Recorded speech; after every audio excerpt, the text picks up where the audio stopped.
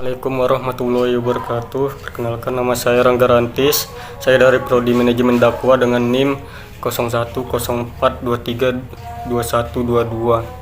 Saya menjelaskan tentang terminologi hadis.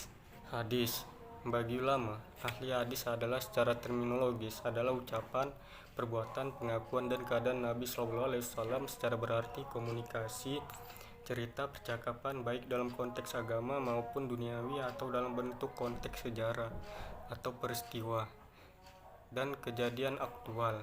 Penggunaan dalam bentuk kata adjektif mengandung 4 arti. Yang pertama, al-jadid atau sesuatu yang baru. Yang kedua, al-qadim atau sesuatu yang lama. Yang tiga, al-khobar atau berita, yaitu sesuatu yang dipercakapan atau dipindahkan dari seseorang kepada orang lain.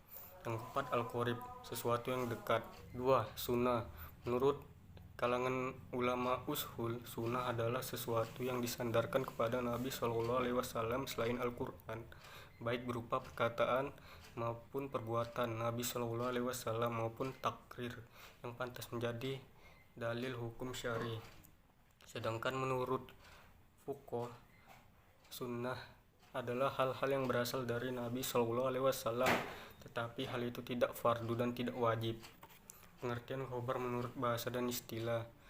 Khobar menurut bahasa berarti al-naba, yaitu berita. Sedangkan menurut istilah terdapat 3 pendapat, yaitu khobar sinonim dari hadis, yaitu sesuatu yang disandarkan kepada Nabi SAW dari segi perkataan, perbuatan, takrir, dan sifat.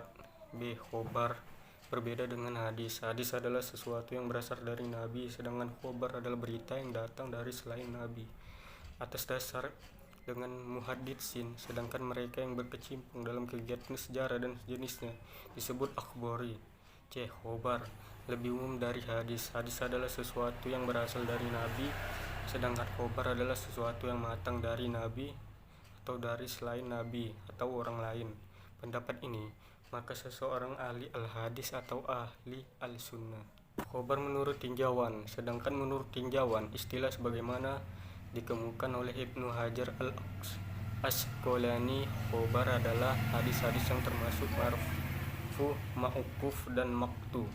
Hanya fuqaha Khurasan yang sedikit membedakan khobar dan atsor. Menurut mereka, khobar hanya mauquf, sedangkan atsor berarti hanya termasuk hadis maqtu.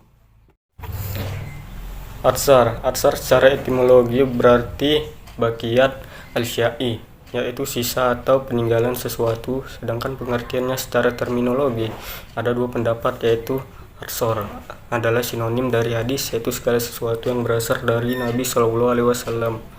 2. Atsar adalah berbeda dengan hadis. Kedudukan hadis. Pada masa Rasulullah SAW tidak ada sumber hukum selain Alkitab atau Al-Quran dan Al-Sunnah.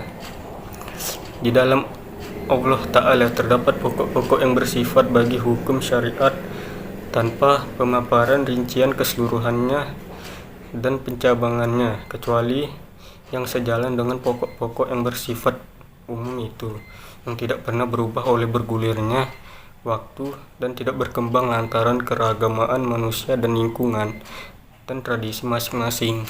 Semua tetap begitu hingga Al-Quran merealisasikan gerakan humanitas yang menyeluruh dan kemajuan intelektualitas masyarakat serta menyebarkan keadilan dan kebahagiaan setiap masa. Fungsi hadis.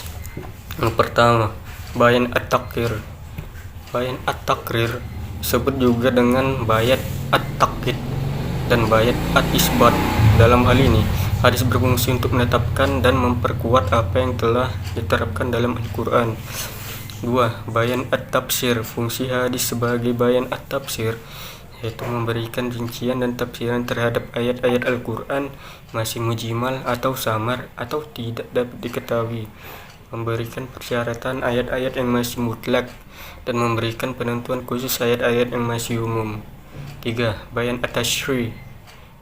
Bayan at-tashri adalah mewujudkan suatu hukum atau ajaran yang tidak didapat Al-Quran.